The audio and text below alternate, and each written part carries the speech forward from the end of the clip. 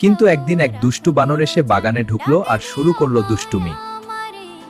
তখন বিড়ালটি বাগান রক্ষা করার জন্য বেড়া দিল, যাতে আর কেউ তার ফসল নষ্ট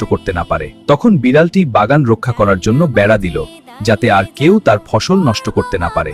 কিন্তু একদিন এক দুষ্টু বানর এসে বাগানে ঢুকলো আর শুরু করলো দুষ্টুমি। অনেক কষ্ট করে সে গাছ লাগিয়েছিল, অবশেষে গাছে পাকা কলা ধরলো। একটি ছোট্ট গ্রামে ছিল এক পরিশ্রমী বিড়াল, তার ছিল সুন্দর একটি কলা বাগান। বিড়ালটি এসে দেখে তার কষ্টের কলা অনেকটাই নষ্ট হয়ে গেছে। এই ছোট দোকানের আয় দিয়েই সে তার 2 ছোট বাচ্চার সংসার চালায়। ট্রেন এলেই তার দোকানে ভিড় বাড়ে, সবাই চায় সেই বিড়ালের হাতের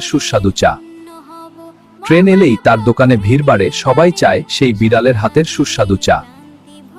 প্রতিদিন সকাল থেকে রাত পর্যন্ত সে গরম গরম চা বানায় যাত্রীদের জন্য।